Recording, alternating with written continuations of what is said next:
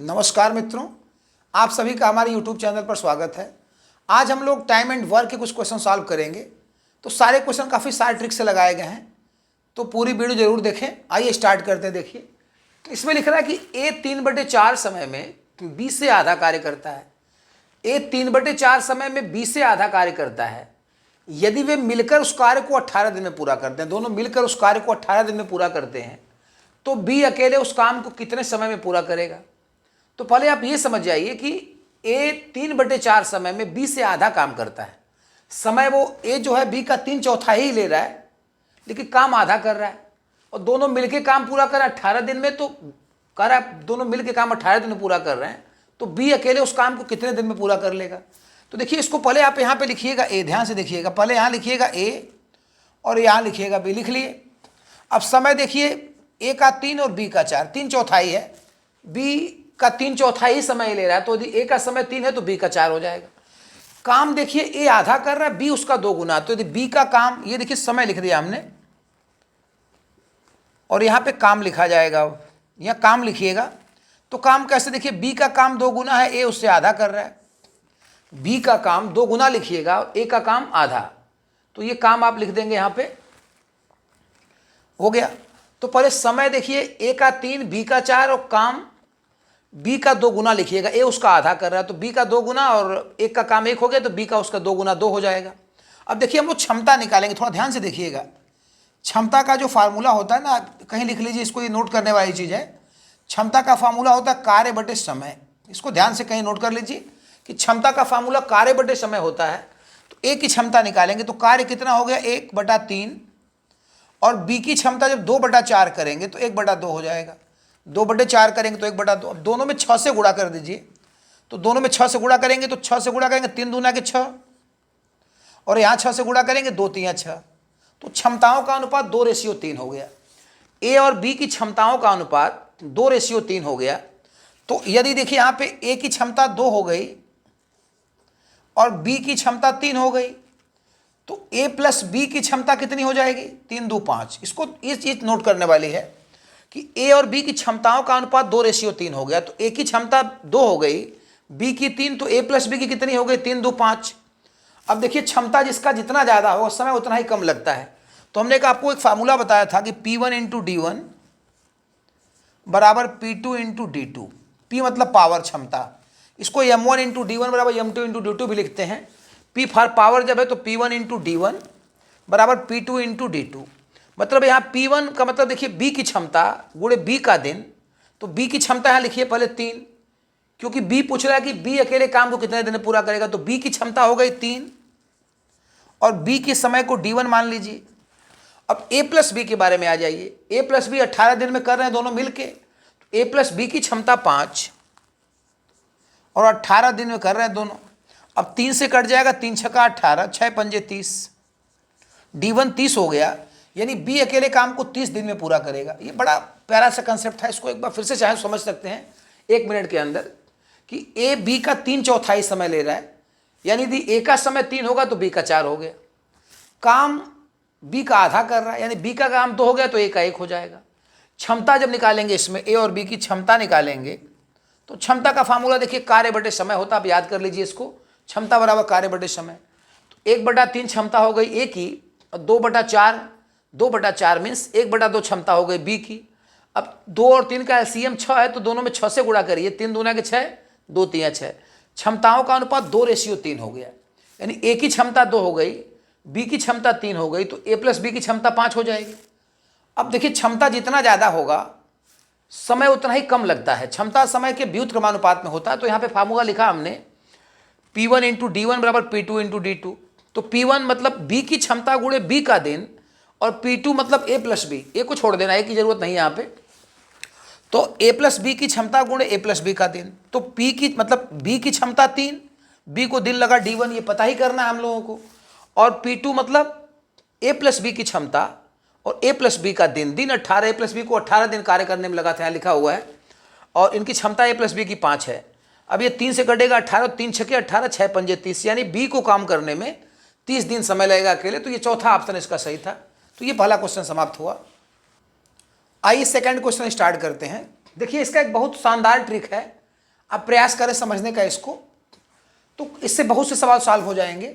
आप देखिए कह रहा है कि दो कामगार ए और बी किसी काम को करने के लिए लगाए गए। ए को मिलकर काम करने की तुलना में अकेले काम करने में 8 घंटे अधिक समय लगते हैं और बी को मिलकर काम करने की तुलना में अकेले काम करने में 4.5 घंटे अधिक समय लगते हैं। यदि दोनों मिलकर काम पूरा करें तो काम कितने दिन में समाप्त हो जाएगा। बड़े से प्रश्न को बस एक लाइन में समझिए आप कि दोनों मिलकर काम कर रहे हैं तो कुछ समय लग रहा है, दोनों मिलकर काम कर रहे हैं तो कुछ भी समय लग रहा है।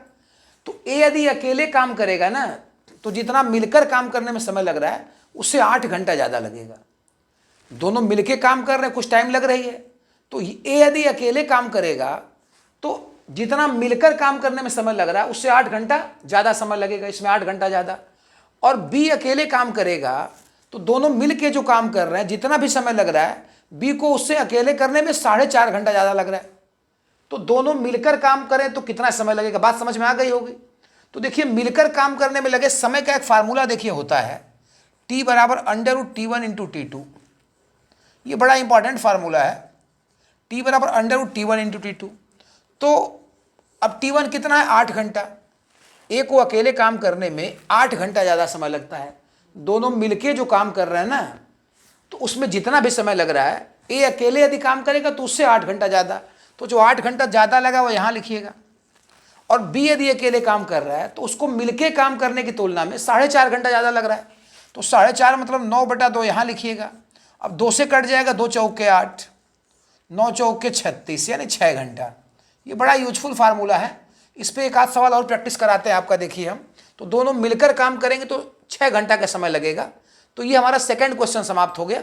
ऑप्शन इसका देखिए आपका सही था, सेकंड वाला ऑप्शन सही था, तो ये दूसरा क्वेश्चन समाप्त हो गया। तो आइए तीसरा प्रश्न स्टार्ट करते हैं। इसको समझिए जरा क्या कह रहा है।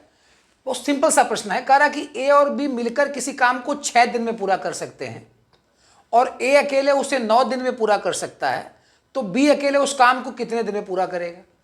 ए और बी मिलकर किसी काम को 6 दिन में पूरा करते हैं और ए अकेले उसे 9 दिन में पूरा करता है, तो बी अकेले कितने दिन में पूरा करेगा। एक तो देखिए हम उसको 2 तरीके से पढ़ेंगे। एक तो इसका सीधा सीधा फार्मूला है कि बी अकेले कितने दिन में पूरा करेगा, तो इसका फार्मूला एक लगाइएगा XY अपान X माइनस वाई, XY अपान X माइनस वाई। X की वैल्यू मतलब 9 दिन, 9 X की वैल्यू 9 है और Y की वैल्यू 6। देखिए X क्या है, जो ए अकेले उसे 9 दिन में पूरा करेगा ना, तो जो X की वैल्यू है 9 हो गई, और Y मतलब जितने दिन में दोनों मिलके पूरा करते हैं काम को, जितने दिन में काम को दोनों मिलके पूरा करते हैं वो दिन Y होता है। तो Y मतलब दोनों मिलके जितने दिन में काम पूरा करेंगे Y, अकेले जितने दिन में करता है वो X होता है। तो XY अपान X माइनस वाई यानी 9 - 6। अब 9 छके 54 हो जाएगा, तो 9 में से 6 गया 3। अब 54 को 3 से काट देंगे तो 18, यानी बी जो है अकेले काम को 18 दिन में पूरा करेगा। इसमें बस इतना समझ लेना है कि XY अपान X प्लस वाई या Y माइनस X जो भी होता है। तो अब यहाँ पे देखिए जैसे कह रहा है कि ए अकेले काम को 9 दिन में पूरा करेगा, तो X की वैल्यू हो गई 9 और दोनों मिलके पूरा कर रहे हैं 6 दिन में, तो Y की वैल्यू हो गई 6 अपान 9 माइनस 6। तो अब ये कर देंगे 9 × 6 अपान 9 माइनस 6, 54/3 18 दिन होगा। इसमें इसका एक दूसरा तरीका हो सकता था, आप समझिए पहले इसको। यहाँ पे देखिए 9 और 6 का हम लोग एलसीएम ले लेते हैं, तो 9 और 6 का एलसीएम हो गया 9 और 6 का एलसीएम हो गया 18, तो टोटल वर्क हम लोग 18 मान लें। अब यहाँ लिखेंगे ए, यहाँ लिखेंगे ए प्लस बी, तो यहाँ पे 9 और 6 का एलसीएम होता 18, तो यहाँ पे ए और ए प्लस बी। तो ए देखिए यहाँ पे ए कै दिन में कर रहा है अकेले, ए अकेले उसे 9 दिन में कर रहा है, तो ए अकेले 9 दिन में कर रहा है, तो ए की क्षमता कितनी हो जाएगी 2। क्षमता का मतलब कार्य बटे समय होता है, हमने पहले भी बताया था, क्षमता का मतलब कार्य बटे समय। तो कार्य 18 हो गया, समय लग रहा है 9, तो ए की क्षमता हो गई 2। ए प्लस बी कितने दिन में कर रहे हैं 6 दिन में, तो काम में जब समय से भाग देंगे तो 6 × 3 = 18, ए प्लस बी की क्षमता हो गई 3।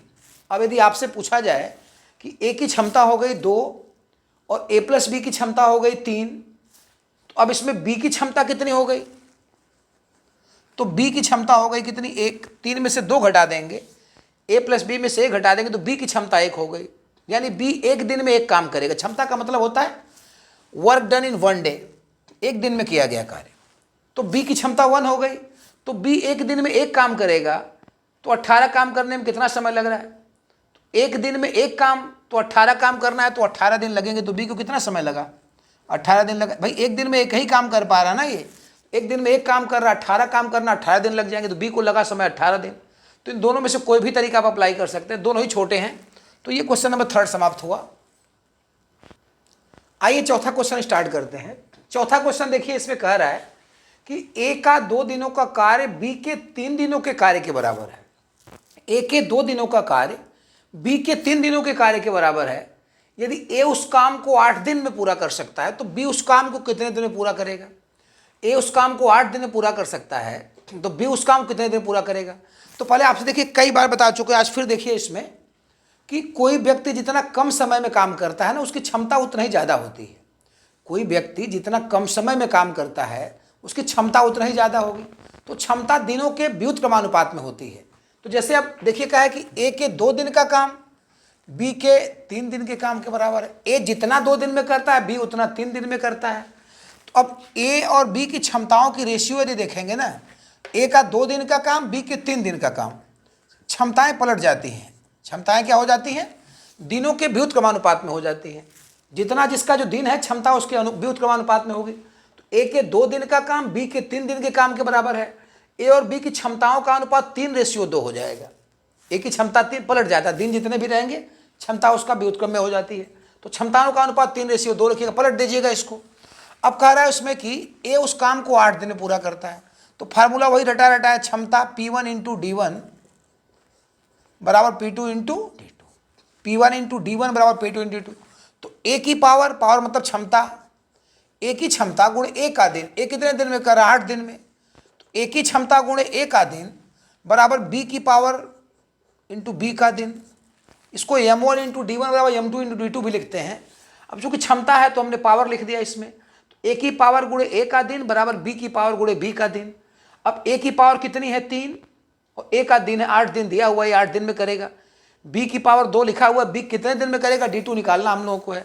तो अब देखिए 2 से काट देंगे 8 को, 2 चौक 8, 4 तिहाई 12, D2 बराबर हो गया 12 दिन। यानी बी यदि अकेले इस काम को करे तो 12 दिन में करेगा।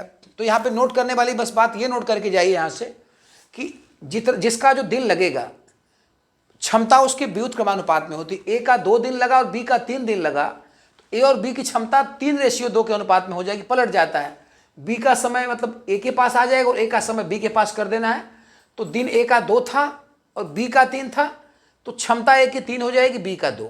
अब बाकी P1 × D1 बराबर P2 × D2 से लगा देंगे, D2 का मान 12 दिन आ जाएगा।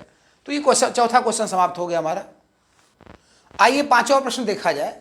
तो 5वां प्रश्न देखिए, इसमें कह रहा है कि ए किसी काम का 2/3 भाग 10 दिन में पूरा करता है। ए किसी काम का 2/3 भाग 10 दिन में पूरा करता है, वह उस कार्य के 3/5 भाग को कितने दिन में पूरा करेगा? ऑप्शन देखिए, 8 दिन, 6 दिन, 9 दिन और 4 दिन। तो कह रहा है पहले कि ए किसी काम का 2/3 भाग 10 दिन में पूरा करता है। तो ए किसी काम का 2/3 भाग 10 दिन में पूरा करता है, तो पूरा करने में कितना समय, पूरा काम करने में कितना समय लगेगा? देखिए इसमें पूरा काम करने में लगा समय, करने में लगा समय, तो पूरा काम करने में कितना समय लगेगा? 10 दिन में वो 2/3 काम कर रहा है, तो पूरा काम कितने दिन में लगेगा? 10/2/3। पूरा काम करने में कितना समय लगेगा? तो 10/2/3 है, हो जाएगा ये। तो 10 तिहाई 30 और 30 में 2 से भाग दे देंगे, तो पूरा काम करने में बेटा 15 दिन का समय लगा। पूरा काम करने में 15 दिन का समय लगा। अब पूछ रहा है कि वह 3/5 काम को कितने दिन में पूरा करेगा? तो 15 दिन पूरा काम करने में लग रहा, 3/5 काम गुणे 3/5 कर दीजिए, तो 5 तिहाई 15 और 3 तिरिके 9 दिन, यानी 3/5 काम पूरा करने में उसे 9 दिन का समय लगेगा।